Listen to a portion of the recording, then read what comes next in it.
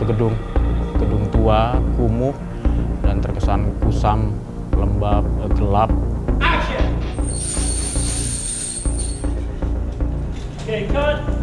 Nggak mudah kita dapetin lokasi real seperti itu, jadi akhirnya harus kita bangun detail lokasi yang benar-benar seperti apa yang kita mau dan cocok sama koreografi kita.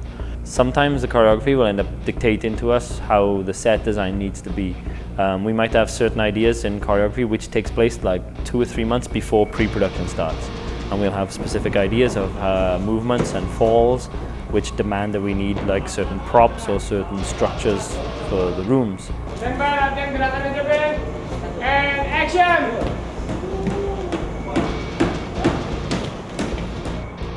As a result of that, then when we discuss with our art designer Morty, we'll take all the choreography and then let him know the layout of the room.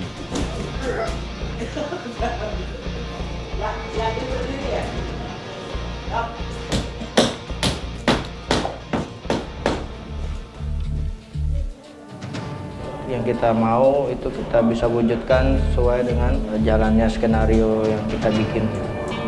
Kalau yang asli kita nggak bisa rubah-rubah menjadi apa yang kita mau, jadi menyesuaikan lokasinya gitu.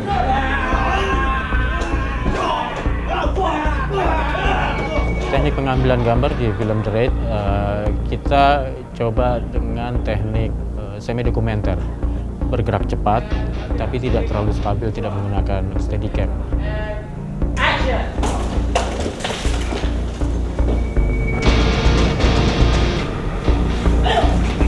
For Sebuah Maut, I knew we wanted to go more handheld style, but I still wanted to stick to HD.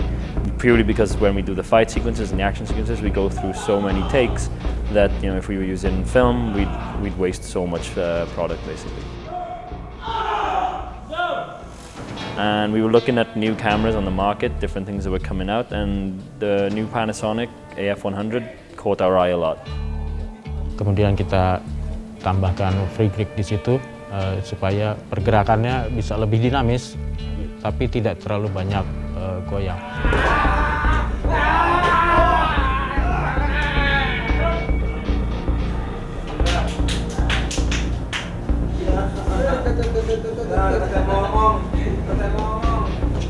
Very effective. We've had the cameras on fig rigs, so we can kind of do some more controlled movements. It's not quite so bumpy and handheld, and it gives us the freedom and flexibility to really move the camera around a lot during the scene and change position and change angles a lot.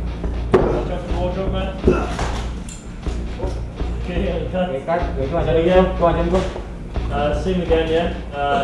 This time shifting forward again. Yeah, it's supposed to come forward last time. There you go. For Sebuah Maut, the lighting is a lot more atmospheric than it was in Merantau. In this movie, we're kind of going for a much more sort of noirish look.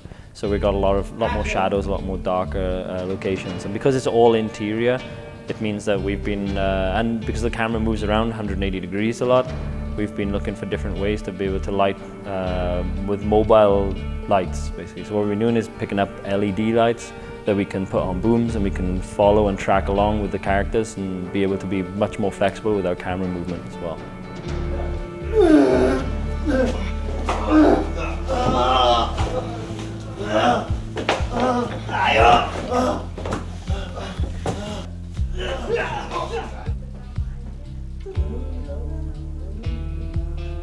Konsep makeupnya secara keseluruhan sebenarnya nggak ada yang spesial, karena dia mau terlihat realistis, terlihat seakan natural gitu. Tapi ada yang spesial ketika efek kita bermain dengan efek-efek, atau efek luka, dilihat dari faktor penyebab luka itu sendiri, apakah karena tembakan atau karena senjata tajam. Lihat atas banget ya, atas banget, atas. Back, back, back, back, back, back, back, back, back. Bang, bang, Pak, tuh bang, tuh bang. Untuk efek tembakan yang kita pakai di The Raid, ini juga butuh banyak eksperimen, karena sudah cukup lama di Indonesia itu tidak ada film yang menggunakan special effect. Jadi kita agak kesulitan mencari kru yang punya keahlian di bidang itu.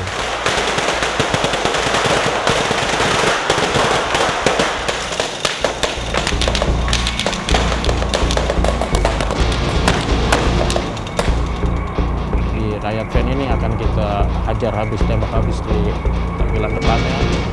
Akhirnya kita coba berkali-kali, eksperimen berkali-kali seperti apa efek yang kita pingin, sampai akhirnya kita dapat seperti apa yang kita mau dan kita combine dengan CG. Jadi nggak semuanya dengan special effect, tapi ada juga yang computer grafik.